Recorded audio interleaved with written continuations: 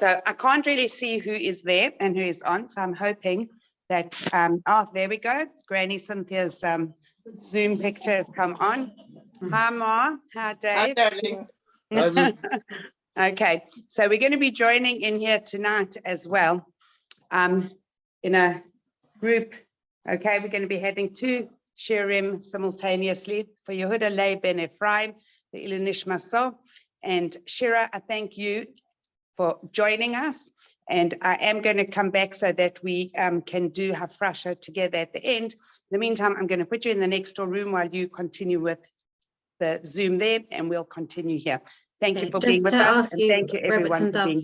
Can you make me the host share? Yeah, exactly. Okay, needs. Can Shira screen share?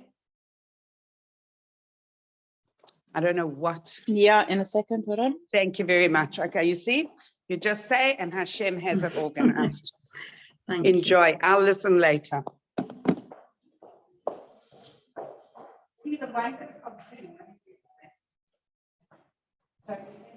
Okay, so I think I'm the host now. Let's see. I think you might need to mute Joanne. Yes. Okay, so I'm going to start with whoever's here. Hi, everyone. Nice to be with you all this evening. So I wanted to take a look at the parsha because that's kind of my thing.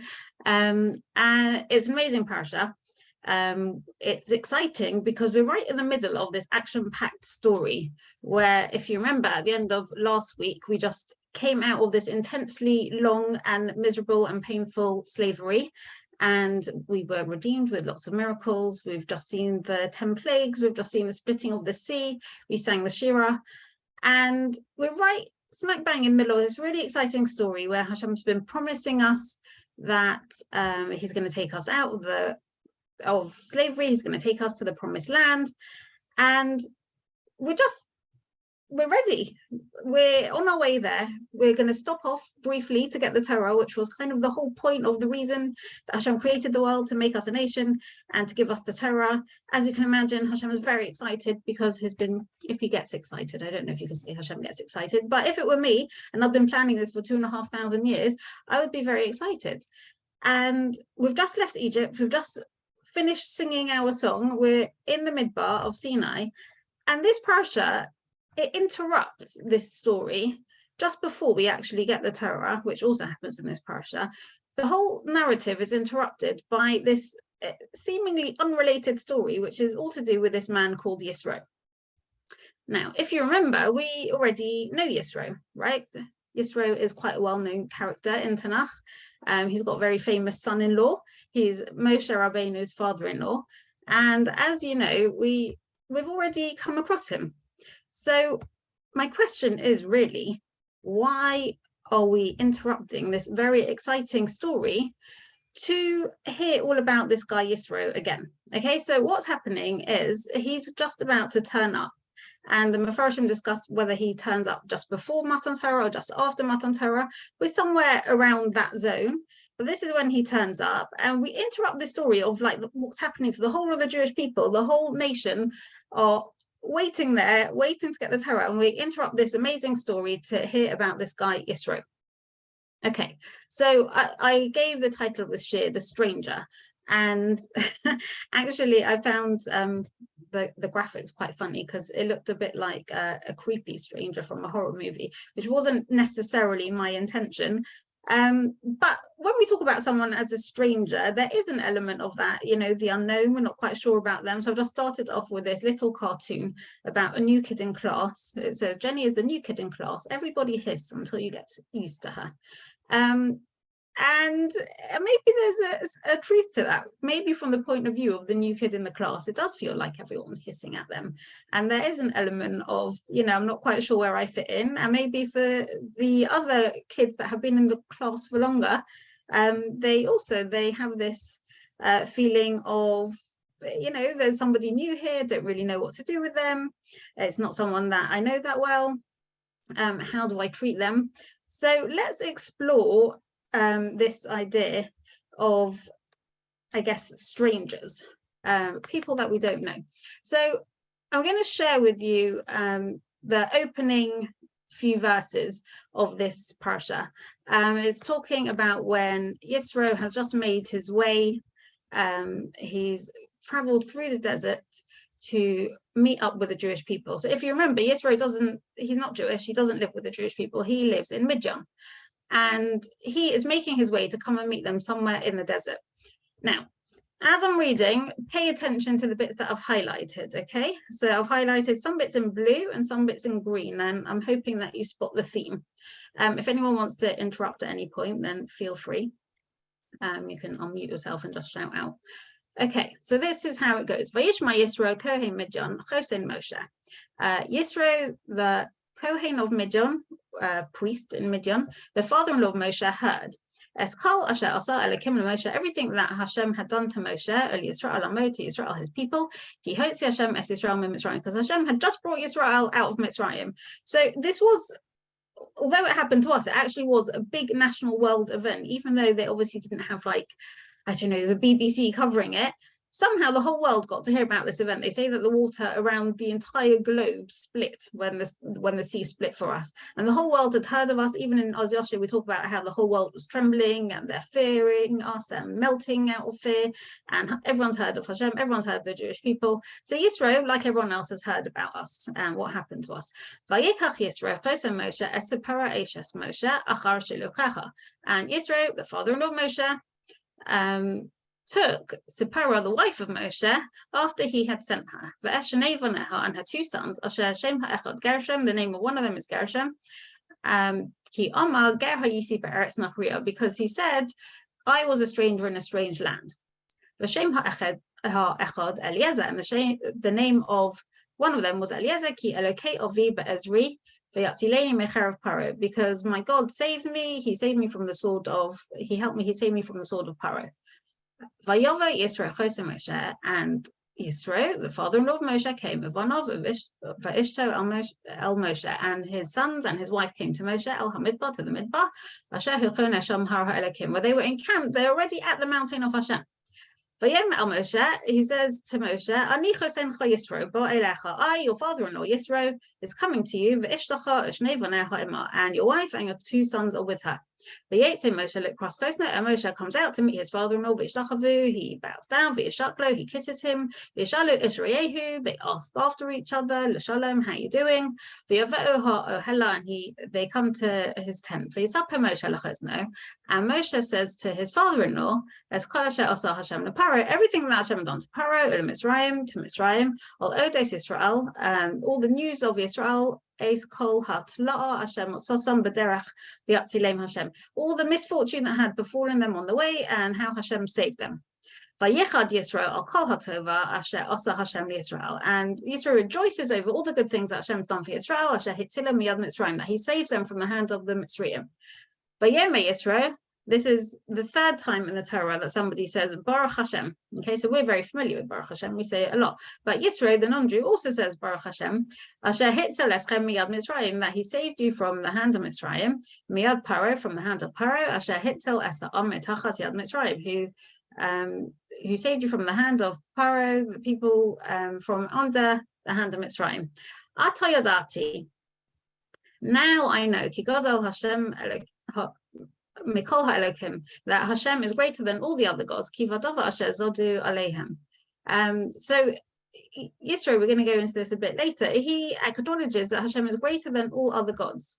Vayikach Yisro Chose Moshe, and Yisro, the father-in-law of Moshe, took Olah Zavachim Lelokim. He offers up sacrifices to God. Vayavo Aaron v'chol ziknei Yisrael. Aaron and all of the elders of Israel, they all come to sit down and have a meal with Yisro, the father-in-law of Moshe, Lefnei Elokim, before Hashem. Okay, now if you were following in the text, I highlighted lots of bits in blue and quite a few bits in green. So can anyone spot a theme? Why have I highlighted all these bits in blue? Anyone want to shout out? It feels very repetitive, right? So we've already met Yisro, we already know who Yisro is, and yet again and again and again we hear all this information that we already know. So all the bits in blue are only there to reiterate that Yisro is Moshe's father-in-law. Okay, we already know that. Why is it telling us the same thing so many times? And all these bits in green, again, is information that we already know. We already know Moshe's wife is Zipporah. We already know he has a son called Gershom. We even already know why he's called Gershom. Why is it reiterating all these points that we're already very familiar with?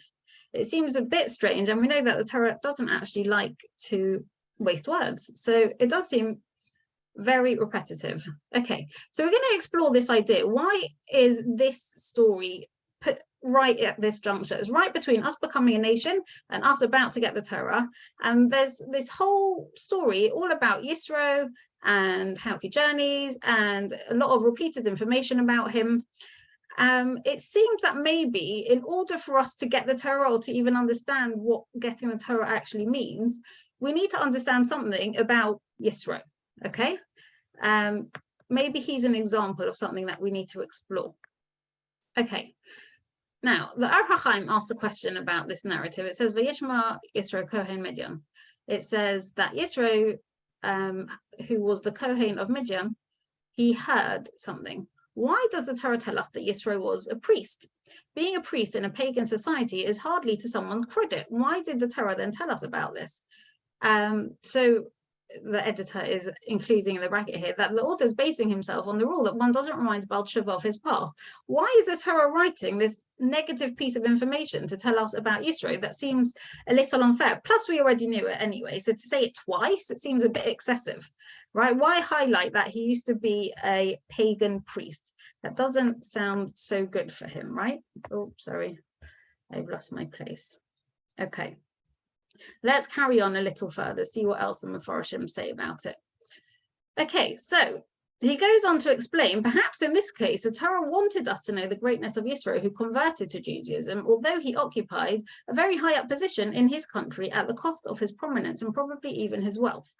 So actually, the Torah has given us his background to his credit. It's saying, look what he made of himself. He gave up so much to convert, to become a ger, because he actually had a very prestigious position already. So it carries on to say, although he was a leader in his country and as such he could have chosen a prominent son-in-law for his daughters, he chose an unknown to him. So Moshe, just this random stranger who turned up to town, and he ends up marrying Zipporah. You would have thought that the priest of Midian would have had, you know, a very chashuv son-in-law, and to us Moshe is very chashuv, but at the time he's just a random stranger who turned up in town, and Yisro allows his daughter to marry him. The Torah therefore describes him both as a leader in Midian and as Moshe's father-in-law. At the time, the other aspirants for Zipporah's hand in marriage resented Yisro choosing an itinerant foreigner over them. Concerning Yisro's position as an idol worshipper, something that is implied in his title priest, the Torah compliments him in verse 11 when he declared that he'd found that Hashem was superior to any other god. The fact that a non-Jew who occupied an exalted position in his own country and who was a religious dignitary to boot made this about turn becomes remarkable for the Jewish people only after the Torah tells us who this Gentile was prior to his conversion. So if we didn't know anything about Yisro and he just turns up and he happens to be Moshe's father-in-law, if we didn't know that background that he was a priest and had given up everything and had chosen Moshe as his son-in-law, we wouldn't be that impressed. So actually the Torah is telling us all this in Yisro's praise. Okay, let's carry on. Why does Yisro come now? Why at this particular juncture is this story of Yisro? So let's see. Again, the Ar HaChaim mentions the fact that Yisro's heard about the Exodus immediately before reporting that he brought Zipporah and her children to Moshe. So remember, I said we already know that Moshe's wife is Zipporah and that we know about her children, but it's repeating it all here. And the Ar HaChaim explains we're being told this so that we can understand this in connection with Shemos Rabbah, where it says that Moshe wanted to take his family to Egypt with him. So when Hashem appears to Moshe in the Midbar at the burning bush, and he says to him, you need to go back to Egypt, you're going to be the one to save them. And they have a very long conversation about it. Moshe is very reluctant to go back and be the leader. He starts off taking Zipporah and his children with him. And at the time, Yisro challenges him on that. And he says to him, why would you want to subject your young family to that, to the strain of traveling, to all the suffering in Egypt?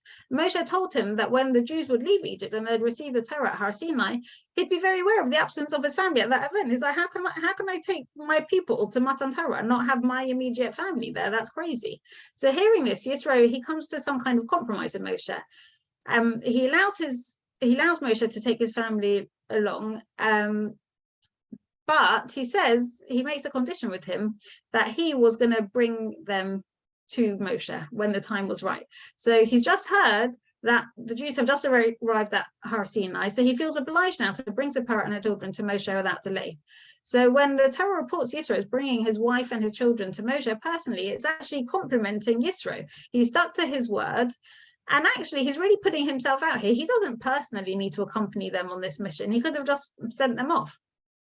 He doesn't need to expose himself to possible rejection by his son-in-law. He wasn't really invited along, right? Really, Moshe wants his wife and his children there. Does he want his father-in-law there? Does he say to Yisro, please come when we get to Matan Torah? He doesn't say that.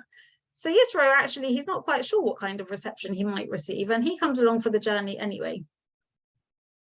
According to the interpretation in the Shemos Rabbah that Moshe hadn't divorced Zipporah, they're just separated whilst he went on his mission to Mitzrayim, he had relied on his father-in-law to see to it that his family would be reunited at the appropriate time. So Yisro doesn't take that journey until he's sent word ahead of himself. So that's what it means, Acha Shilokecha. So he sends a message ahead to Moshe saying that he's on his way, and kind of asking, will he be made welcome? And Yisro doesn't take on that journey until he knows that he is going to be welcomed. Okay, now we get to quite a well-known Rashi. Rashi comments that Yisro, we're calling him Yisro here in this parasha, but he's actually referred to by many different names throughout the Torah. So these are his names. He's got 7 names: Reuel, Yeser, Yisro, Chovov, Cheva, Keni, and Putiel. And he used to be called Yeser, but at this point, Rashi says, his name from Yeser was changed to Yisro. It was added to because he became a ger and he fulfilled the divine precepts. One more letter was added to his name. Okay, so Rashi's actually telling us that at this point, Yisro undergoes gerus. He becomes a ger. He's a convert. And we're going to see this word ger actually connects quite strongly with Moshe as well. Moshe connects with this concept when he's naming his son. And it's mentioned a couple of times in the Torah. Again, this is a repeat of the explanation why Moshe gives his son this name. So the Orach Chaim says, the Torah repeats here once more that the reason for Gershom's name was Moshe's grateful acknowledgement of having prospered as a fugitive in a strange land. So Yisro, we know, he had to give up a lot to come there. And Rashi's going to go on to explain that the fact that it mentions his coming to the desert when we already know that the Jews are in the desert, again, it's in Yisro's praise. So we know that they're in the wilderness, and it appears unnecessary to state that Yisro came to Moshe there. But by stressing this, the Torah is speaking in praise of Yisro. He was living amidst all the splendor that the world could provide, and nevertheless, his heart prompted him to go forth into the desert, a waste place, to listen to the words of Torah. So again, think what he's giving up. He's got this prestigious position. He's the priest of his community, and he doesn't need to go schlep all the way to live in the middle of a desert, to live in a tent with the heat, with no water, with no food. He's giving up a lot to become part of the Jewish people. So again, it tells us quite a lot about Yisro's character, that he was so committed now to Judaism that actually he's making his way all this way because he wants to be a part of it. Now, we see from this next Rashi that actually Yisro is quite unsure of what kind of a welcome he's going to receive when he gets there. So Rashi's reading into his message that he sends ahead of himself. It seems like a strange message to be sending to Moshe. He says, "I, your father-in-law Yisro," like Moshe doesn't know who Yisro is. Moshe doesn't know who his father-in-law is. "I'm coming with your daughter and with your sons." Like he knows that he's bringing his daughter and his sons. Why is he sending this strange message telling Moshe that his daughter and his sons are coming when he already knows all of that? So Rashi explains, Yisro is telling Moshe, I'm feeling a bit insecure. I don't really know if you're going to come out to greet me. I don't know if you want me to turn up. Okay, I get that you're doing your thing, you're the leader of these people, you're in the desert, you've saved them, you've done all these miracles for them, it's a pivotal moment in your career, you're just about to get the Torah for them, and I don't know if you want me here. But if you won't come out for my sake, at least come out for the sake of your wife.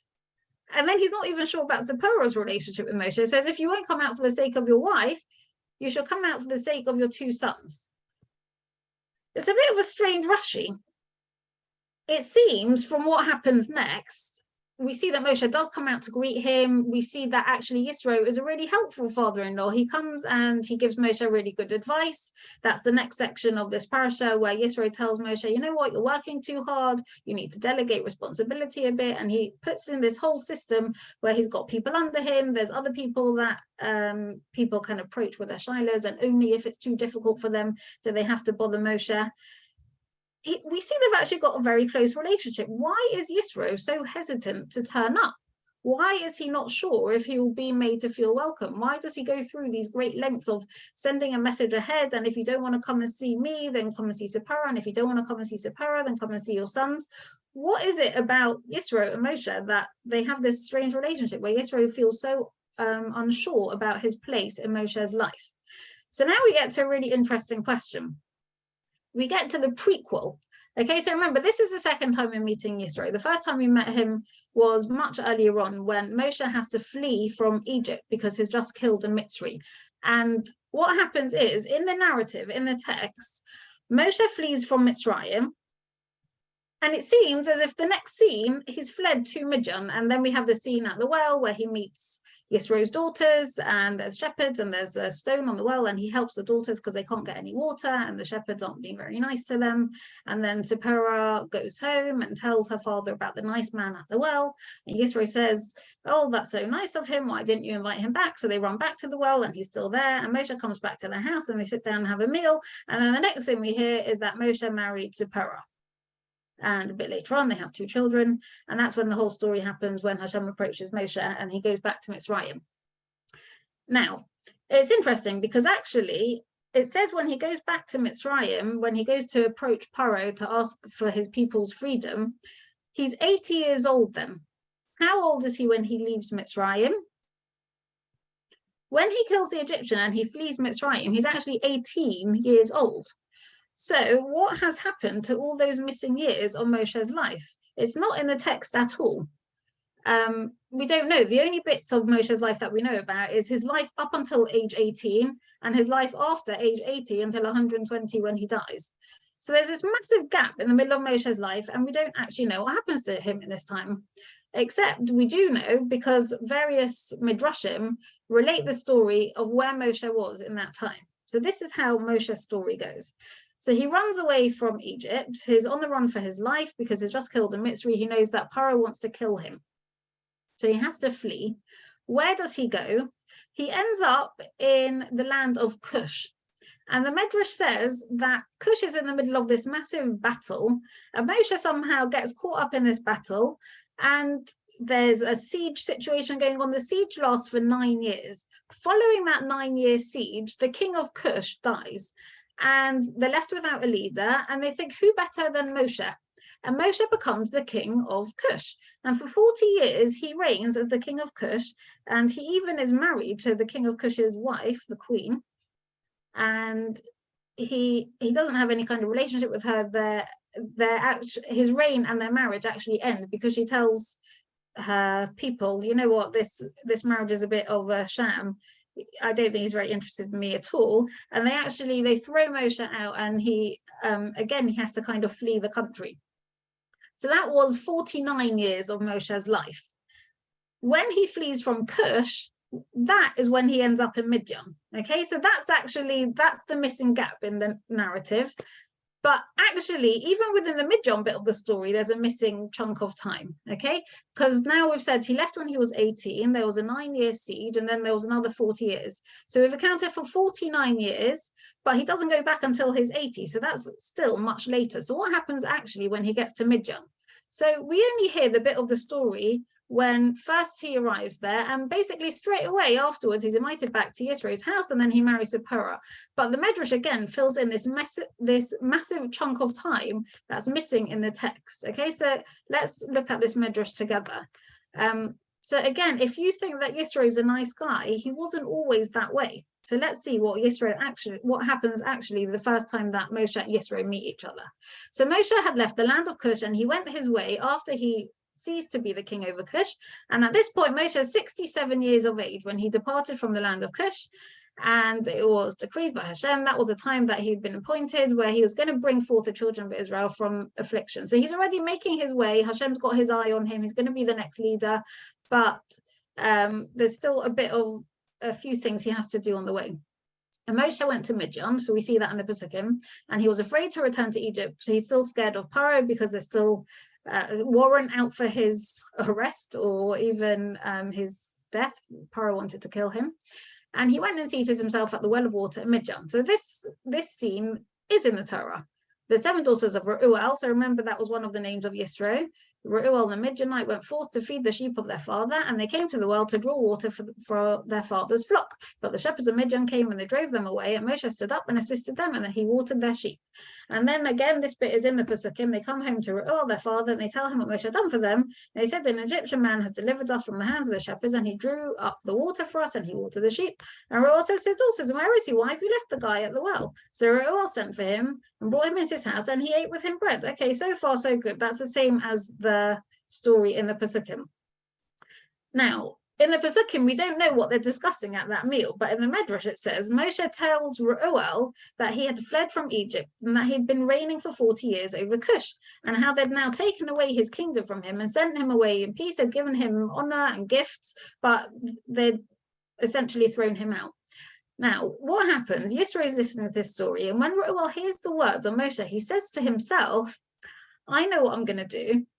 I'll put this man into prison, and thereby I'll gain favor with the children of Cush on his account, because they obviously don't like him. If I imprison him, then that looks good for me. So he surely fled from them. They took him and put him in the prison house, and Moshe remained in prison for 10 years. So this is Moshe's first meeting with his future father-in-law. His father-in-law imprisons him for 10 years. And look what happens next. While Moshe's in the prison, Zipporah, Reuel's daughter, has pity on him. Now she supplies Moshe with bread and water all the time. And at the end of the 10 years, which was the first year of the kingdom of the new Paro, so again, it's linking back to the text where it says, Vayakom melech chodesh in the Pesukim. Zipporah says to Reuel, her father, she says to him, do you remember that guy that we put in jail? He's been there for 10 years now. And now maybe we should go and see if he's okay. Let's send for him, see if he's alive or dead. And her father is none the wiser that she's been feeding him and looking after him all this time. So her father says to her, what do you mean? How is that possible? How could a man stand to be in 10 years in prison without eating and be alive? And so Zipporah says, she's very clever. And again, the Jews are quite well known, and the legends have spread around the world. So Zipporah answers her father saying, you've heard of the Jews, you've heard of their God. Their God is great and fearful, and he always does wonders on their behalf. And she gives him loads of examples. She says he delivered Avram from Ur Kasdim, that's talking about the Kivshan Ha'esh, the fiery furnace. He delivered Yitzchak from his father's sword. He saved him from the Al-Qaeda. He saved Yaakov when he was fighting with the Malach at the river Yavok. And with this man, also, he's done many things. He delivered him from the river in Egypt, right? He's the baby that was put in the water, and he got saved, and he was saved from the sword of Paro, and he was saved from the sons of Cush. Maybe Hashem saved him again, and he saved him from starvation, and he's still alive. So, well, he heard what she was saying. He's like, okay, perhaps. So he does what his daughter says. And he goes to the prison to see what's become of Moshe, and he sees the man is alive in the pit, is standing on his feet, and he's singing praises and davening to Hashem. So Moshe spent the last 10 years basically davening, saying Tehillim, singing songs. You know, he's using his time productively, even though he's in jail. And Reuel commands that Moshe be brought forth from the pit, and they shaved him, changed his prison garments, and he eats bread with them. And then Moshe goes for a wander around in Reuel's garden. He's enjoying his freedom. And he davens to Hashem, who performed wonders for him. Now, this next bit is really interesting. This story is going to sound familiar to you because it's been rewritten and reworked into so many different stories and films over the years that it's going to sound like a very familiar story. Whilst he was praying, he looks before him and he sees there's a rod, a stick, from a tree which had been planted in the middle of the garden. And he took the stick, the rod, and looking at it closer, he sees it's got the name of Hashem engraved upon it. So he reads it and he puts forth his hand and he pulls it out of the ground where it was rooted like a tree in the forest. And this is the stick. Okay, so this is the stick that becomes Moshe's stick, right? We know about Moshe's stick. That's the one that performs all the miracles later. It's a stick with which all the wonders of our God have been performed from the day he finished heaven and earth and all their hosts and oceans and streams and all their fishes. When God drove Adam from the Garden of Eden, and so this is like the chronology of where this stick comes from. So first it was Adam's stick, and he takes it with him when he leaves Gan Eden. And then the stick gets transmitted to Noah and through him to Shem and his descendants, and eventually it gets to Avram. And from Avram, he gives it to Yitzchak, and Yitzchak gives it to Yaakov. And when Yaakov flees to Padan Aram, he takes the stick with him, and Yaakov eventually gives it to Yosef. And Yosef, when he ends up in Paro's palace, he takes it with him. And eventually Yisro, who was actually one of Paro's advisors, he gets shoved out of the government. Okay, Paro doesn't like his advice, so he gets sent away and he takes this stick with him. And when he gets home, he plants it in his garden. And whenever a man comes to ask for Sipporah as a wife, Ru'ah will tell him to pull this stick out of the ground. And she won't be given to any man who cannot pull it out. And all the powerful men of the Canaanites tried to pluck that stick, for they wanted Sipporah as a wife, but they couldn't do it. And that stick remained in Ru'ah's garden until the man came who had the right to take it. So do you see what it is? It's the legend of the sword in the stone. So Ru'ah sees that Moshe just comes along and effortlessly pulls out this stick and he gives Sipporah to Moshe as a wife. And after that, Sipporah, she's very righteous and she becomes like Sarah, Rivka, Rachel, and Leah. So that is the background to Moshe and Sipporah's marriage. So that's quite different to the kind of romance at the well that is painted in the Pesukim, right? There's this massive chunk of their relationship that's missing. So it seems like Yisro has had quite a turnaround, and despite getting off to a very bad start with Moshe, he does eventually end up having a close relationship with him. And we see that when Yisro does turn up, Moshe does make him feel very welcome. So what does Moshe do? Well, we can understand why Yisro was somewhat hesitant. He doesn't know what kind of reception he's going to get. So Moshe does come out to greet him. It says, Vayetze Moshe, and Yisro receives great honor at the time. So Rashi says, if anyone sees Moshe going out to Yisro, so of course Aaron and Nadav and Avihu went out as well. And once everyone sees those great people going out, then everyone went out to greet Yisro. So he got this massive, massive welcoming committee coming to meet him.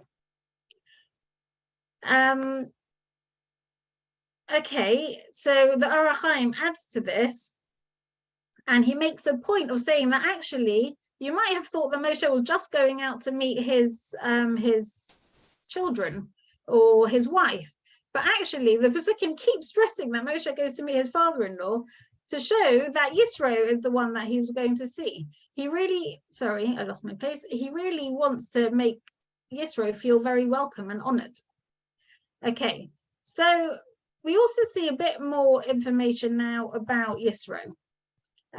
We see that when he says in the Pesukim, he compares Hashem to all the other gods that he's been serving. He is a very well-known idol worshipper, and he's actually tried out every single god under the sun, under every god that anyone in the world worships. So Rashi tells us there was no idol left unworshipped by him. He tried out everyone. So for someone like Yisro to say that Hashem is the greatest of all gods, that's really quite something. And then straight after this, straight after he gives Moshe his advice, Yisro just disappears again. He goes off. It says Moshe bade his father-in-law farewell and he went home to his own land. Where has Yisro gone? It seems very strange. He's like made this great effort to be there at Matan Torah, to join the Jewish people, to be a ger, and then he just goes home again. So Rashi says, where's he gone? Vayelech lo el arzo. He went to his own land for the purpose of making gerim of his own family. So the rest of his extended family who is left at home, Yisro has basically become a Kiruv rabbi. He goes back to Midian and he starts telling everyone else about Hashem. He's like, I used to be like, the biggest idol worshiper. I've tried out every god and I found the one. And the right one is Hashem. You need to hear about Hashem, and he's telling everyone about Hashem. So he leaves the Jewish people, but for a good reason. He wants to tell more people about Hashem. And we see that actually his descendants do convert, because later on in Nach, we reference them. We're told that the children of Cheva the Keni are around and living in Israel. So that's in the book of Shoftim. So we see he does very well with his kiruv, and he does spread the word, and even more people convert because of him.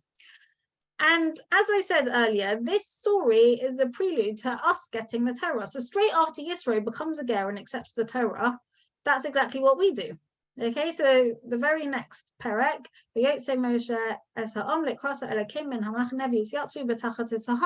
so this is us standing at Har Sinai, and what follows on is the Aseres HaDibros, and it's well worth reading. I don't have time to do it all today, but Hashem, the scene is told with such drama, and you can really picture the scene. It describes it in great detail, exactly what it sounded like and what it looked like and how the people experienced it. So if you haven't ever read it inside, I very strongly suggest that you do, because it's well worth reading. And it gets you in the mood, like you can feel the feeling on the ground and the atmosphere that they experience when they receive the Torah. So that's what happens next. So we get the Torah. Yisro has just got the Torah, and I want to really explore this idea a little bit more of why this story of Yisro is where it is. It's right in between. I said earlier on, it interrupts the story of the Jewish people, right? So we've just left Egypt, we've just been saved, we've discovered Hashem, we've become a nation, and we're on our way to Matan Torah. And then we have this whole interlude about Yisro the ger. So what is the point of this whole story? I think also what makes the question stronger is that we call him a ger, even though he actually turns up around the time of Matan Torah. So why is he a ger? Aren't we all gerim? But didn't we all just take on? It's in exactly the same time frame. We're all taking on Torah and mitzvahs at the same time. So maybe the reason we call him a ger is more to do with his feelings than about our feelings about him. So we saw he was quite nervous to approach. He wasn't sure of his reception. He didn't know if he was going to fit in. He didn't know if he'd be welcome. So this idea of gerim, the term ger, is mentioned a lot in the Torah, and it's always in reference to the fact that we are told to love them. V'ahavtem es hager. Anyone know how many times this is repeated in the Torah? So just to compare, the Aseres HaDibros are mentioned all the way through twice in the Torah. Some of them are mentioned at other times as well. Shabbos is mentioned a couple more times, but still not a huge amount of times. Guess how many times this mitzvah of loving a ger is in the Torah? Anyone want to shout out a guess? It can be wrong, it's fine. Okay, well, I'll tell you the answer. There are 36 places in the Torah that we're told this mitzvah of loving the ger. So it sounds like there's quite a big, strong stress on this one mitzvah. V'ahavtem es hager. So I've given you one example in Devarim. V'ahavtem es hager ki gerim hayisem be'eretz Mitzrayim. And that terminology is actually quite similar to what we had earlier on about why Moshe calls his son Gershom. Right, he references feeling like a stranger in a strange land, and we're told we have to love a ger because we were once strangers in a strange land, and we've just called Yisro a ger, even though he turns up at the same time and receives the Torah pretty much when we do, because he doesn't have the same shared experience as us. So I want to have a look at actually the Sefer HaChinuch, which is the book of all the mitzvahs. So the Sefer HaChinuch says this mitzvah, number 431, of loving a ger, is discussing what actually is that mitzvah. How do you keep that mitzvah of v'ahavtem es hager? So it says we should learn from this precious commandment to have mercy on a man who is in a city that is not the land of his birth and the place of the family of his fathers. He's actually not particularly talking about someone who's converted to Judaism. That's how we use the term ger colloquially, but that's not all it includes. And it goes on to explain what we should do for them. We shouldn't pass him by on the road when we find him alone, that his helpers are far from him, since we find that the Torah warns us to have mercy on anyone who needs help. And with these traits, we will merit to receive mercy from Hashem. May he be blessed. And the blessings of heaven will rest upon our heads. And the Torah hints to the reason of the command when it states, you are strangers in the land of Egypt. It mentions to us that we were previously burnt by this great pain that there is to every man who sees himself among foreign people and in a foreign land.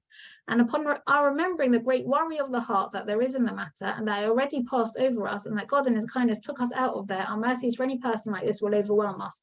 So the fact it connects it to our own personal experience is to kind of bring out in us this emotion of, yes, we were once strangers and it felt really hard and it was really painful.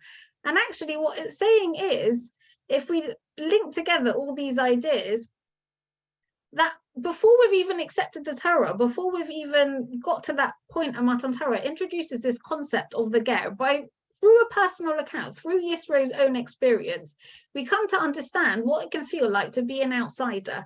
And I think the reason it comes in this place in the story is actually to know that before you even accept the Torah and all of its wonderful mitzvahs, you've got to understand that Torah's for everyone. But there are going to be people that feel like an outsider for various different reasons. It doesn't necessarily mean they weren't brought up Jewish or they weren't born Jewish. It can mean that as well. But people have all sorts of reasons for not feeling like they belong. So let's try and piece together just a few ideas from what we've learned today. So we see Yisro underwent a huge transformation, both in terms of his personality and in his relationship with Moshe and with Judaism. And we say Yisro was a ger. And Moshe treats him extremely kindly and respectfully, even though he might have had reason not to. They got off to quite a rough start, as we saw. Moshe extends our understanding of the term ger in naming of his son Gershom. Even Moshe Rabbeinu felt like an outsider, right? Moshe Rabbeinu, the greatest leader we ever had, the Gadol Hadar, and he feels like a stranger. He feels like he doesn't fit in. We can understand why he felt like he doesn't fit in, right? He had quite a different life experience to everyone else in the Jewish people, right? He wasn't in slavery. He grew up in Paro's palace, and then he had to run away and be the king of Cush and be in Midian. And he had reason to feel like an outsider. He felt like the people might not accept him for who he is. And in naming his child, he expresses that emotion.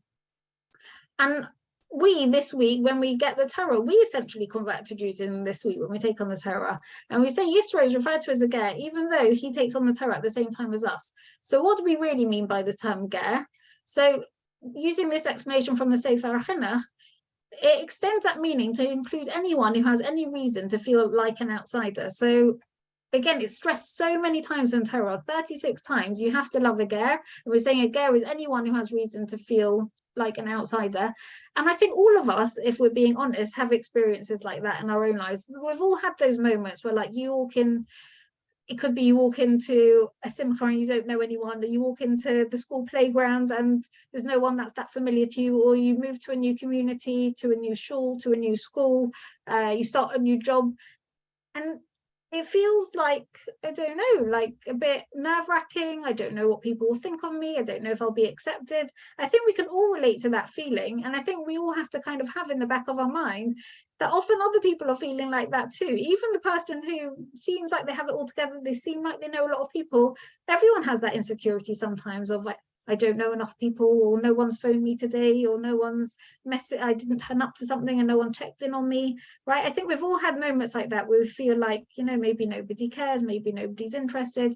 I think we're quite good at remembering to include people that are obviously struggling, but I think we need to extend that sometimes to include people that you might not have thought of. So, you know, when there's somebody new to shul or new to town, or, you know, that you come across for the first time, you need to make an effort, because you don't really know how they're experiencing that moment or that period of their life, that transition period. And I think it's the way the Torah tells it to us through the personal account of Yisro, who had every reason to feel accepted. He was Moshe Rabbeinu's father-in-law. Doesn't get much more important than that. And he's not sure how people will feel about him. Moshe Rabbeinu is not sure how people will feel about him. He feels like a stranger. So I think the fact that it gives us these personal examples before we even get the chance to get the Torah, it shows us like that feeling of inclusivity that's so key to everything we do in Judaism, to make sure that everyone feels like a part of it, that it's for them, that they have a role to play, that there's people that care about them. And yeah, so those were my thoughts on this week's Cedra. If anyone wants to unmute and share anything or say anything, then feel free.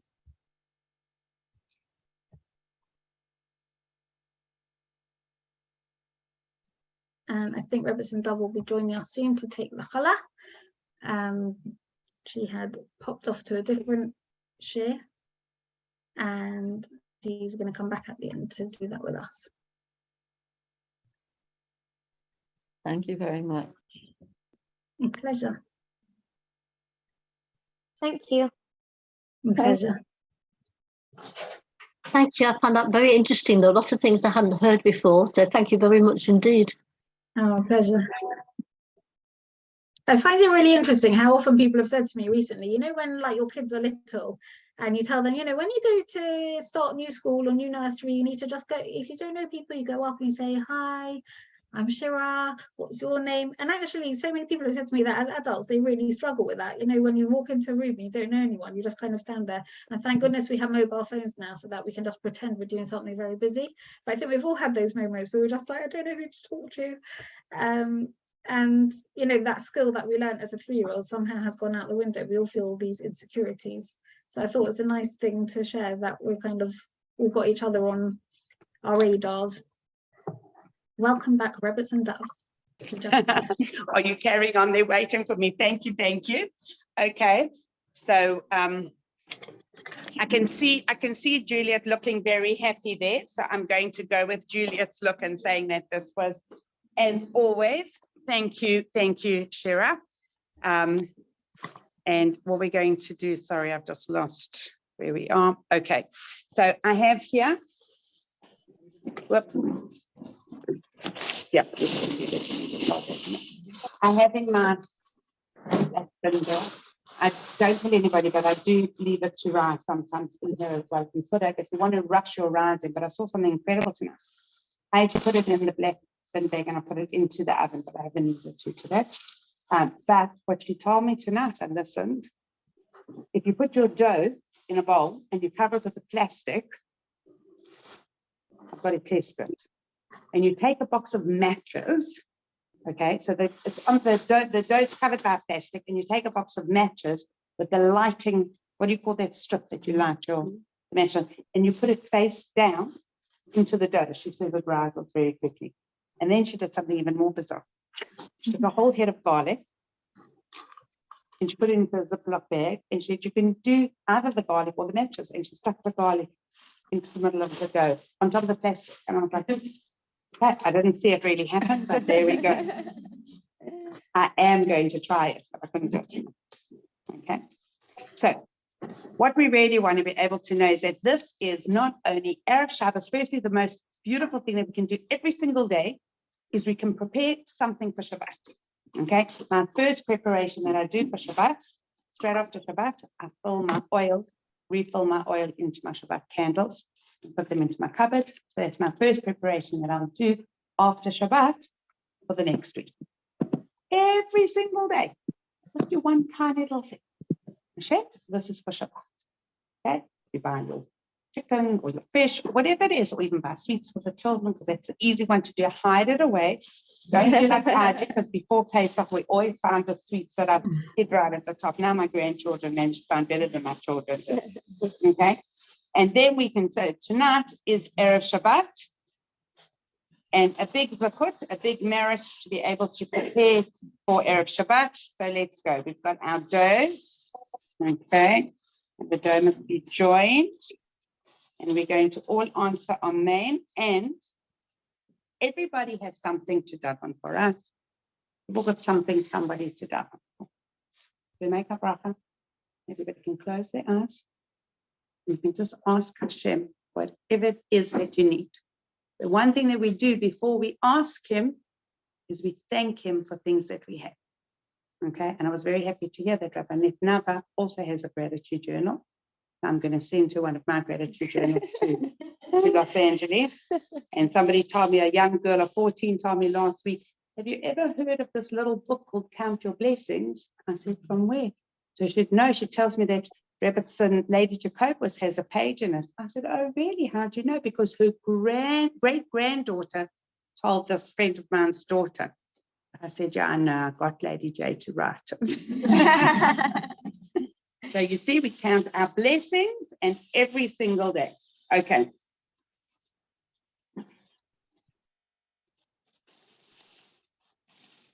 Baruch atah Adonai, Eloheinu melech haolam, asher kiddushanu, b'mitzvosav v'tzivanu, להפריש חלה מן העיסה. Amen. הרי זו חלה. In the zechus of the mitzvah of Afrashas Chala,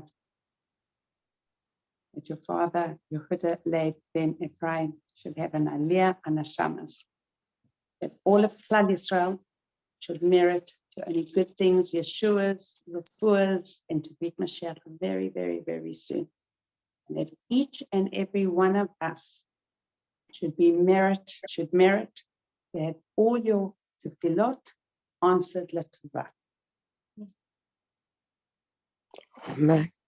Amen. Amen. Amen.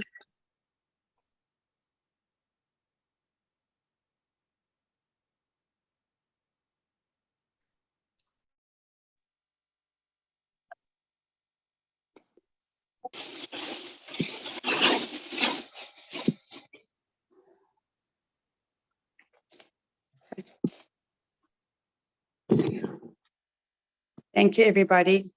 Good Shabbos, Shabbat Shalom, and we'll see Shabbat you Shalom. next week. Thank you so much. Thank you. Good Pleasure. Shabbos. Thank you. Good Bye. Shabbos. Bye Good now. Shabbos. Good Shabbos.